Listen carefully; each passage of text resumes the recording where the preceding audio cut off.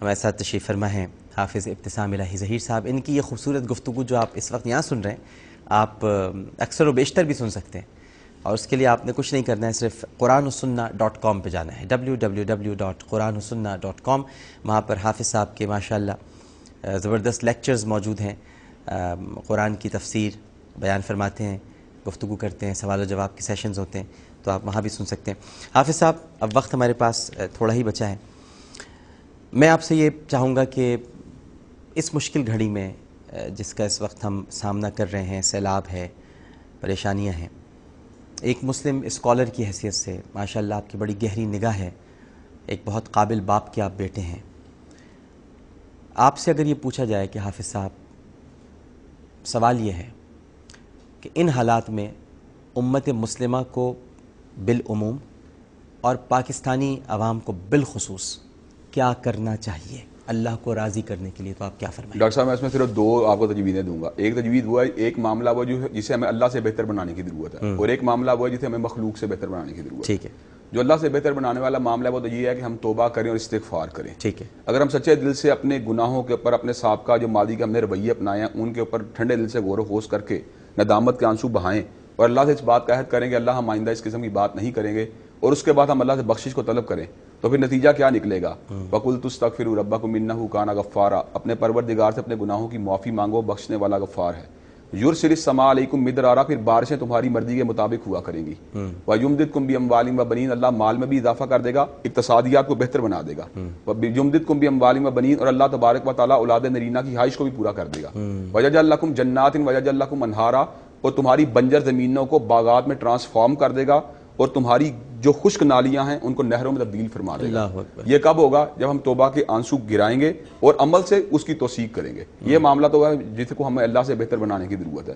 اور دوسرا معاملہ، یہ آیات آپ نے جو پڑھی ہیں یہ کہاں؟ یہ سورہ نوح میں سے، سورہ نوح میں سے، جو حضرت نوح کے پاس جو حضرت نوح علیہ السلام اپنی قوم کے لوگوں. کیا خوبصورت آیات. اچھا، اس کے بعد جو دوسری بات جسے ہمیں مخلوق سے بہتر بنانے کی ضرورت ہے وہ یہ ہے کہ ہمیں بخل سے نجات حاصل کر کے صدقہ و خیرات کے لیے اپنے ہاتھ کو باہر نکالنا چاہیے. اس کی وجہ کہ اس وقت قوم ڈپریشن کا شکار ہے، قوم خوف اور غم کا شکار ہے.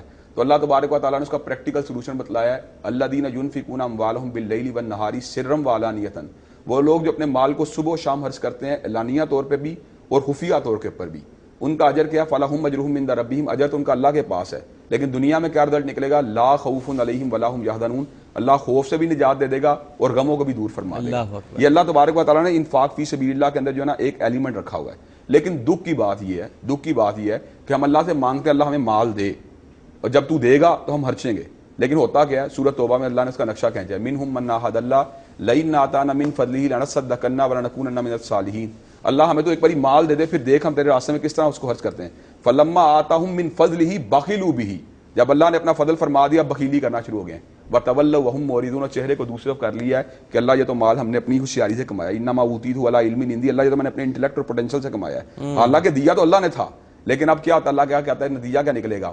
فَعَاقَبَهُمْ نِفَاقًا فِي قُلُوبِهِمْ إِلَىٰ يَوْمِ يَلْقَوْنَهُ بِمَا خَلَفُوا اللَّهَ مَا وَعَدُوهُ وَبِمَا كَانُوا يَكْذِبُونَ. اللہ تبارک و تعالیٰ نے ایسے لوگوں کے دلوں میں منافقت کو لکھ دیا ہے اپنی ملاقات کے دن تک کے لیے. کیوں؟ اس لیے کہ اللہ تبارک و تعالیٰ نے دیا کس نے تھا؟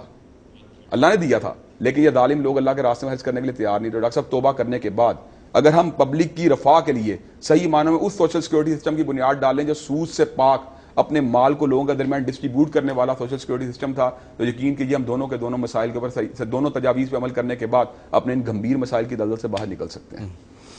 میں بہت شکر گزار ہوں حافظ ابتسام الہی ظہیر صاحب آپ کا. آپ نے اتنا ہمیں وقت دیا، اتنی خوبصورت آپ نے گفتگو فرمائی. انشاءاللہ تعالیٰ آپ سے مستقبل میں بھی گفتگو ہوتی رہے گی.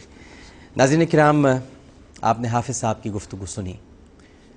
توبہ اور استغفار کے ساتھ ساتھ حافظ صاحب فرماتے ہیں کہ بندوں کے ساتھ جو ہمارے معاملات ہیں ان کو بھی ہمیں بہتر بنانے کی ضرورت ہے. توبہ کیجئے، استغفار کیجئے، صدقات اور خیرات کو بھی اتنی ہی طرح اسی طرح سے فروغ دیجئے، اس کو پروان چڑھائیے. اللہ کے آگے گڑ گڑانا بھی شرط ہے، اور اللہ کی مخلوق کے ساتھ اور اس کے ساتھ بیٹھ کر مسکرانا بھی شرط ہے. یعنی یہ دونوں باتیں ہیں. اب ہمیں اس پر عمل کرنا چاہیے. حافظ صاحب نے تو تجویز دی ہے، اور میں سمجھتا ہوں کہ یہ تجویز وقت کی ضرورت ہے. اگر ہم توبہ کی طرف نہیں بڑھیں گے، استغفار نہیں کریں گے، بات تب بھی مکمل نہیں ہوگی. اور اگر ہم صرف توبہ اور استغفار کر لیں اور اللہ کی مخلوق پر رحم نہ کریں، کیونکہ تم زمین والوں پر رحم کرو، آسمان والا تبھی تم پر رحم کرے گا، تب بھی بات مکمل نہیں ہوگی۔